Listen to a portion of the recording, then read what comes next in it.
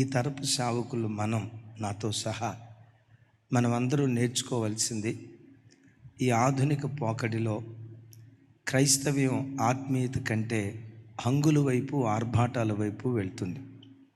సేవకుడు ఎంత ఆర్భాటంగా కనపడితే అంత గొప్ప సేవకుడు అని పిలువబడే భయానకరమైన దినాల్లో మనం బ్రతుకుతూ ఉన్నాం.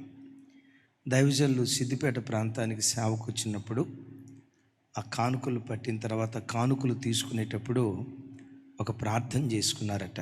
దేవా, ఈ దినం నుండి కానుకలు పెట్టులో వచ్చిన కానుకలో చిల్లరంతా నాకు, కాగితాలంతా మీకు అన్నారట. నేను విన్నది ఆ రోజు నుంచి ఈ రోజు వరకు కానుకలు పెట్టెలో వచ్చిన చిల్లర పైసలతోనే కుటుంబాన్ని పోషించుకుంటూ కాగితాలన్నీ దేవుని సేవ కొరకు మాత్రమే వాళ్ళు ఖర్చు పెడతారట. రెండవది, వారి కుమారుడు వివాహం. దాన్ని గూర్చి ఎన్నిసార్లు విన్నా మేము చెప్తే అంత మాధుర్యం ఉండదు, కానీ అయ్యగారు చెప్తేనే పర్ఫెక్ట్. తన కుమారుడి వివాహానికి అయిన ఖర్చు.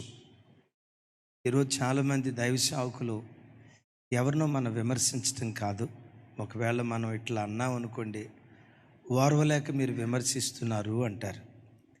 ఈ దైవ సేవకులు చేసుకోలేక కాదు, వారి కుమారుడి యొక్క వివాహానికి అయిన ఖర్చు 200 రూపాయలు.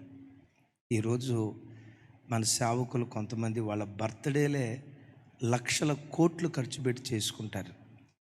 మీకులాగా ఎవరైనా కొంచెం వాక్యం తెలిసిన వాళ్ళు, క్రైస్తవ్యం ఆర్భాటాలతో నిండుకుంది కాదు, ఆత్మీయతతో నిండుకుంది, ఇది తప్పు అని అన్నామనుకోండి, వెంటనే వచ్చే కామెంట్ ఏంటో తెలుసా?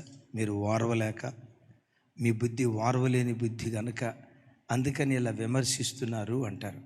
వారి సేవకు వచ్చిన తొలిటి దినాల్లో ఏ మంచం అయితే తీసుకున్నారో టిల్ డేట్ ఈరోజు కూడా అదే మంచం అంట. అంత గొప్ప సమర్పణ కలిగిన ఘనులైన సేవకులు. వాక్యం ఎంత బాగుంటుందో, వాక్యం కంటే బోధ ఎంత బాగుంటుందో, బోధ కంటే వాళ్ళ బ్రతుకు అంత శ్రేష్టంగా ఉంటుంది.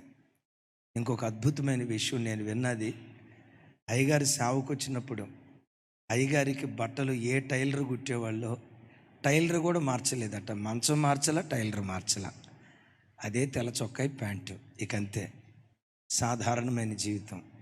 ఇలాంటి ఘనులైన సేవకులు మన మధ్యలో ఉండటం నిజంగా మనకు, రాబోయే తరాలకు అది ఆశీర్వాదం.